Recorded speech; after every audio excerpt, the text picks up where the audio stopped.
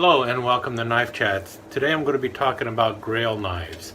Now for some people a Grail knife is, that best knife in their collection. That's not what a Grail knife means to me. To me, a Grail knife is a knife that is going to be particularly hard to get, almost impossible to get. For instance, this one here, a 1978 Camillus jet pilot knife. I had one of these when I was, I got one in 1978. It was actually stamped 1978. And then somewhere in the early 1980s, it got stolen from me. And I managed to get a new one. You can see here, again, 1978 on the pommel there. Now, it's not the knife that I had stolen from me, but it is from the same year. So is this a Grail knife to me? No. It's a special knife. I'm glad I got it, but that's not what a Grail knife means to me. Grail knives are a little bit more than something like that. For me, the Grail knife is damn near impossible to get a hold of because it's extremely scarce and not very cheap. So it's going to be extremely expensive and extremely scarce. And it's not something currently in production, because if it's currently in production, then it's not necessarily scarce. It just might be extremely expensive, so you may not be able to afford it. So it really comes down to the scarcity and the fact that you're just not going to be able to walk into any store and say, hey, order me a Benchmade. It's not going to work that way. My Grail knives are old knives that are damn near impossible to find, especially in good condition. And so what I've done is I have some placeholders until I can actually find the Grail knives. And to be quite honest, one of them I don't think I'll ever find. Actually, two of them I'll probably never be able to find even an example of them. And if I do find the example, the price is going to be so skyrocketing high that there's no way I could afford it. So these are my placeholders for 5 Grail knives that I have, and 2 of them, well, 2.5 of them I think I can get. My first Grail knife is a M1905 or M1942 M1 bayonet, or bayonet for the Springfield rifle. I have several M1 bayonets already, but I do not have one that has the 14-inch blade. This is a replica, costs about $25-30. Supposedly it has a carbon steel blade. The blade has been painted black. Everything on it is black. Plastic scabbard. This is what it looks like. I have other versions of the M1 bayonet. I have an M1942 bayonet that's 10 inches long, but I do not have the 14-inch bayonet. So that's one of them I'm looking for, and really they're out there. They're actually becoming a little more out there also. That more of them are showing up on the secondary market as people die off and such. However, they're still in that $200 to $300 range, which is a little cost prohibitive. So one of these days I'm going to get a lucky eBay bid and end up with a 14-inch long blade on an M1905 or M1942 M1 bayonet. So that's one of my first Grail knives, and I think this one is obtainable. My second Grail knife, a Hirshfinger, or a deer catcher. It's basically a hunting dagger, or a short sword used for hunting. Blade length could be anywhere from 16 to 19 to 21 inches, something like that. It'll always have this little thing here on it, and then it has the S-guard on there. Usually it'll have a stag handle and a steel pommel. But what's really cool about it is the blade on it. This one is extremely cheap. It cost me about $20. It is made in China. As you can tell, there's a little flex to the blade. I don't know if that's the way a true Hirshfinger is or not, because I haven't had a chance to put my fingers on one yet. They also go for the $200 to $300 range. Someday I will be lucky enough to get one. But they have a great history behind them, because at one time in Europe, people actually hunted pigs and deers with nothing but this knife and some dogs. So if you want to hear more about Hirshfingers, let me know, and I will do a video on them. Unfortunately, I don't have one yet. I just have a really cheap copy of one that costs about 20 bucks. And even the copies are pretty hard to find. But if I come up with the $200 to $300, I will eventually have a Hirshfinger. That'll come right after I get the M1 bayonet. My next copy is a copy of the Case V42 for special services dagger. There's all sorts of names for it, but it's basically the dagger used by the Devil's Brigade and also by the Marine Raiders later in the war. There's a lot of replicas out there, or copies out there, whatever you want to call them. This one's reasonably good. It's got a 1095 carbon steel blade on it, 7 inches long. It's got sort of a thumb, the thumb rest there, for the thumb. It's got the leather here, but the handle is pretty cheap. It might look like stacked leather, but it's actually a wound piece of leather around a wooden handle, and it's got a very good skull crusher cap on the end. Blade is not bad. It's nicely blued and everything. I think I paid like 50 bucks for it. Scabbard, kind of cheap leather, not the best in the world, but real V42s from World War II, and that's the one I would want to have a copy of. You know, they go in the $500 and up range, and they're not in pristine condition. For one thing, the soldiers themselves had a tendency to round off the tip of the blade because it would get stuck in bone and such when you poked it. And the same thing with the pommel on the back of the skull crusher. This thing was so sharp on the original, the soldiers would actually cut themselves as they grazed across the tip of this, so they would always round that off too. So and to get a scabbard to go with it, an original, you're talking $500–600. So it's pretty much out of my reach. I doubt I will ever get a V42, an original V42.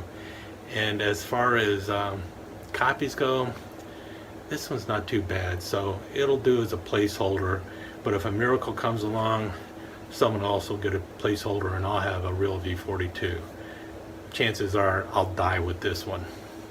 If you think a V42 is scarce, my next up is even scarcer, and that would be John X Model 8 Paratrooper Bowie. This knife is something I would just love to have. Only about 6,000 of them were made back in World War II. This is a Rough Rider copy of it.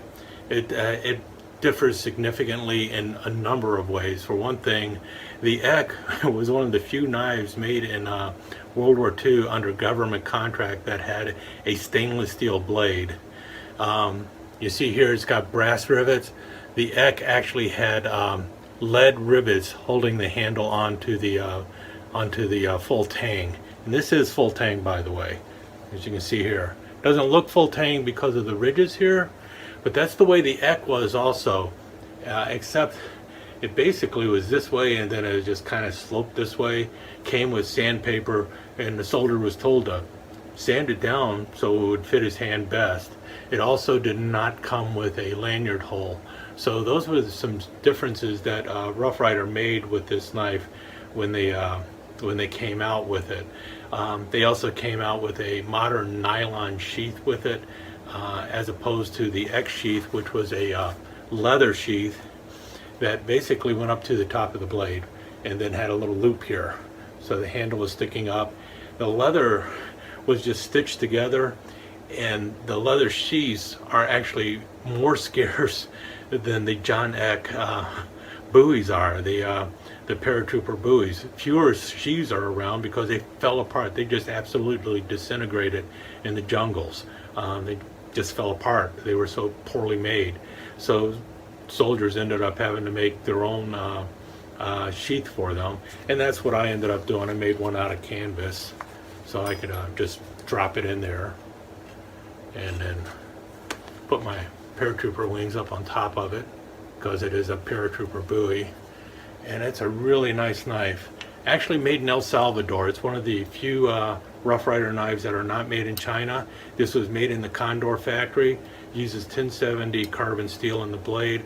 It's basically a nice little machete that looks like the John Eck paratrooper Bowie. And they sold it for a while as the paratrooper Bowie. It's just not around anymore. So this is pretty scarce. There's only about 6,000 paratrooper Bowies made during World War II. They went off to the war. Very few of them made it back. If you think the V42 is expensive, start looking for a number 8 John Eck. Any Eck knife from World War II is out there in price, well into the $600 to $1,000 range.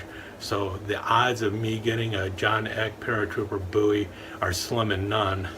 That's why I have the one by Rough Rider. I do have a placeholder, something to think about, but actually getting one, that's a different story.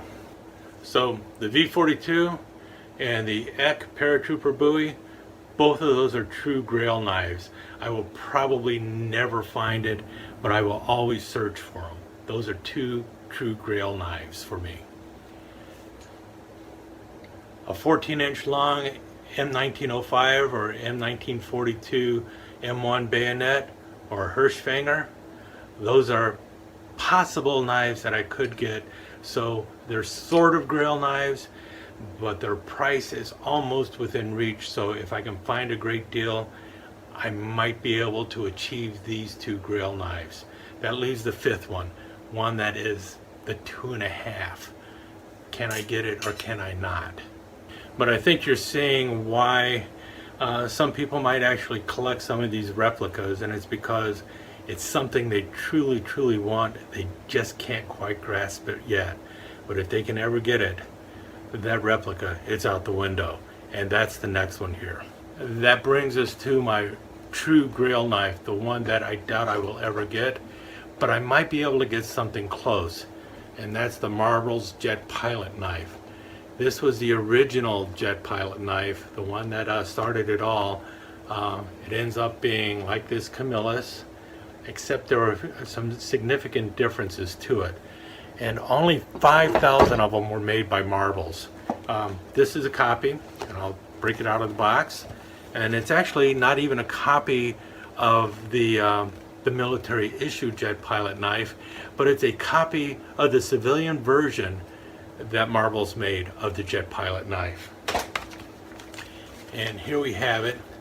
The sheath is pretty weak. I'm not crazy about the sheath at all, but as sheaths go, it's not bad. It holds the knife. And here's the difference. First of all, I think this is a little small in size. I think it should be about as beefy as this one when it comes to the handle and such. And you notice this handle is much narrower. I don't know for sure. But the original Jet Pilot knife, blued blade, the cross guard was also blued steel, and then the butt end here, the hexagonal butt end, was also blued. When they came out with the civilian version, it was all shiny brass, and then the steel stainless or the steel pommel that was also polished. But you still have the cut up on top here. Now this knife was very close to an RH-36 or an L-35, but it has a 6-inch blade on it, and that was the real difference between it. And this was purpose built for the Air Force in the early 1950s. It saw service, a little bit of service, possibly in the Korean War. I don't know for sure, but you notice it's got that large wide finger groove or fuller there. And this is a close copy, but it's not an exact copy, and it is made by Marvels. But the original ones, like I said, there's only 5,000 of them made by Marvels, and then basically Camillus stole the contract from them. And there's a lot more Camillus ones out there with a 6-inch blade that you can find, but finding the Marvels, you usually find them in a museum, or you find them No, you just don't find them. They're usually just in a museum. They rarely show up on the secondary market anywhere. And when they do, again, you're talking into the thousands of dollars. So that's why right now I have a placeholder for it. But the Camillus knives, they show up a little more often. And they're in the range of, the little over $100 to $200 sometimes. And if I can snatch a Camillus with a 6-inch blade, you bet your bottom dollar I'll take that, and this will go off to somebody else. But still, that would be the new placeholder, but it wouldn't be a true placeholder because it's the Camillus 6-inch jet pilot knife. So the real hunt would still be on for the Marbles jet pilot knife, but at least I would have a close second. But there you have it. 5 placeholders for my true Grail knives: a Marbles jet pilot knife, an Eck Paratrooper Bowie, a Case V42, an M1905 or 1942 M1 bayonet, and a Hirshfinger, a deer catcher knife. Those are the 5 placeholders for the 5 Grail knives that I have that I would love to have in my collection.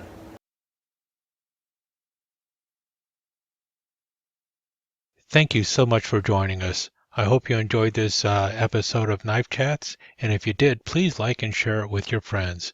Comments are always welcome. Don't forget to subscribe and ring that notification bell so you'll know when the next episode of Knife Chats is up online. Thanks again. Hope to see you soon.